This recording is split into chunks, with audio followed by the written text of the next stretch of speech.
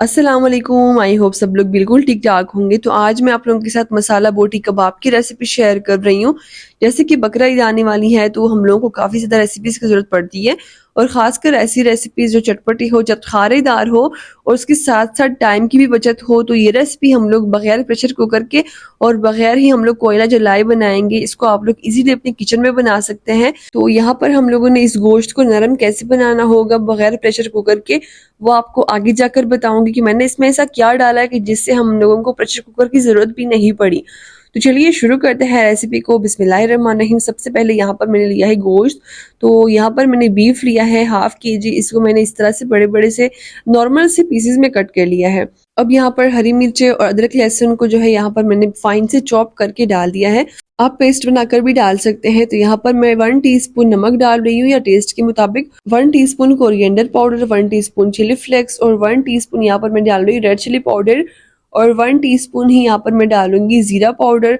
और इसके साथ साथ यहाँ पर मैंने 1 चम्मच यानी कि 1 टेबल स्पून यहाँ पर मैंने ले लिया है मीट टेंडराइजर, और 1/2 कप यहाँ पर मैंने दही डाल दिया है। तो ये आप लोगों को आगे जाकर मैं बताती हूँ कि आप लोगों ने कौन सा वाला मीट टेंडराइजर लेना है। आप लोग जोन सा भी ले सकते हैं, बस आप लोगों को मैं बताऊंगी कि मैंने कौन सा वाला लिया था। वैसे आप लोग कोई सा भी ले सकते हैं या कच्चा पपीता भी आप लोग इस टाइम पर डाल सकते हैं। तो अब इन सब चीजों को आप लोगों ने अच्छी तरह से मिक्स कर लेना है। कितना अच्छा कलर आया है इसका। और अब डालते हैं 1.5 टेबल स्पून यहाँ पर कॉर्नफ्लोर। कॉर्नफ्लोर डालने के बाद आप लोगों ने इनकी अच्छी सी मिक्सिंग कर लेनी है। अगर आपके पास कॉर्नफ्लोर ना हो तो आप लोग इनको स्किप कर सकते हैं, या फिर आप लोग इसकी जगह जो है 1 टेबल स्पून मैदा भी डाल सकते हैं, यानी कि ऑल पर्पस फ्लोर। अब इसके बाद हम लोगों ने इसकी अच्छी तरह से कोटिंग कर ली है, मिक्सिंग कर ली है, मैरिनेशन के लिए बिल्कुल तैयार हो गया है। तो अभी हम लोग इनको करते हैं मैरिनेट, और इसकी साइड्स जो है हम लोग साफ कर लेते हैं, ड्राई कर लेते हैं, क्योंकि हम लोग अगर इसको रैप करेंगे तो ये आसानी से रैप नहीं होगा अगर ये जो है गीला हो। तो ड्राई करें पहले जिस तरह से बाउल को, इसके बाद ये अच्छी तरह से रैप हो जाएगा। इसके बाद हम लोगों ने इस तरह से जो है अच्छी तरह से रैप कर लेना है।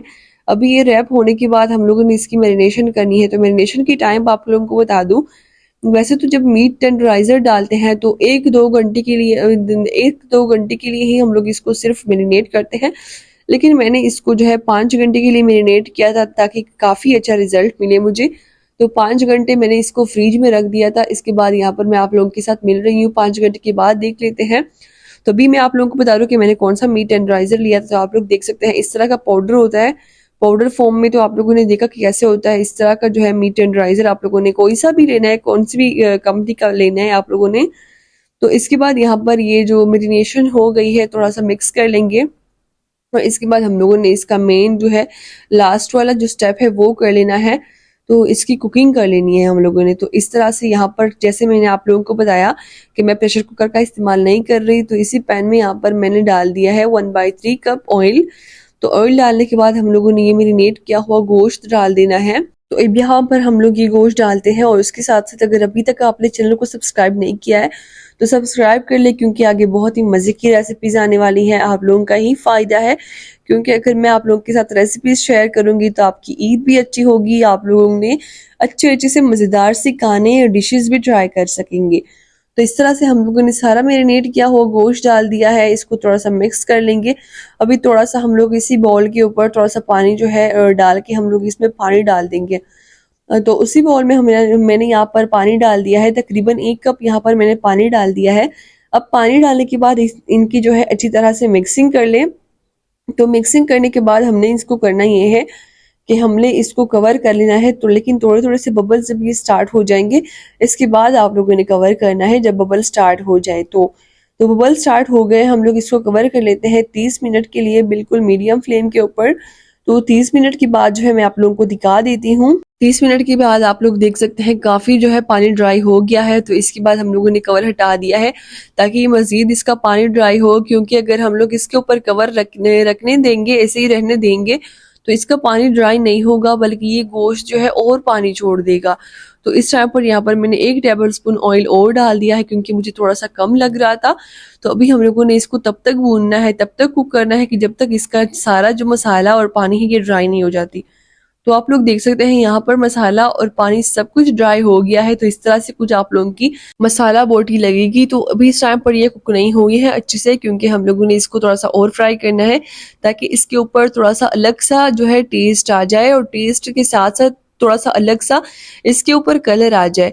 क्यों, जैसे आप लोगों को बता दूं कि मैं इसको स्मोक नहीं दे रही। अगर आप स्मोक देना चाहते हैं तो आप लोग दे सकते हैं, लेकिन अगर आप ऐसी रेसिपी को इस रेसिपी को फॉलो करेंगे ना तो स्मोक देने की भी जरूरत आप लोगों को नहीं पड़ेगी, क्योंकि ये उससे भी बेहतर आप लोगों को टेस्ट मिलेगा। तो इस टाइम पर आप लोग देख सकते हैं ये मसाला बोटी कबाब बिल्कुल तैयार हो गए हैं। इसको भी हम लोग करते हैं डिश आउट, और मैं आप लोगों को दिखा देती हूँ थोड़ा सा नजदीक करके कि ये कितनी मसालेदार बोटी हमारी बनके तैयार हो गई है। इसकी इतनी अच्छी खुशबू थी और टेस्ट तो इसका ऐसे था कि जैसे कि बस आप लोगों को क्या ही बोलूं, आप लोग बारबेक्यू ये सब भूल जाएंगे अगर आप इसको ट्राई करेंगे। यहाँ पर जो है मैं इसको लेमन, टोमेटोज और प्याज के साथ इनको सर्व कर रही हूँ। आप लोगों की मर्जी, आप लोगों ने इसको जैसे भी सर्व करना है, केचप या ग्रीन चटनी के साथ सर्व कीजिएगा। ग्रीन चटनी के साथ आप लोगों ने इसको लाजमी सर्व करना है, ये बहुत ही मजे की लगती है। आपने इस रेसिपी को एक बार जरूर ट्राई करना है, ऊपर से लेमन जूस डाल के आप लोगों ने इसको खूब इंजॉय करना है। ये थी हमारी आज की रेसिपी, उम्मीद करती हूँ कि आपको अच्छी लगी होगी। मिलती है आपके साथ नेक्स्ट रेसिपी में। अब मैं मुझे दीजिए इजाजत, में अपना बहुत सारा ख्याल रखिए, अपने घर वालों का ख्याल रखिए, हमें दुआओं में याद रखिए। Thanks for watching. Allah Hafiz.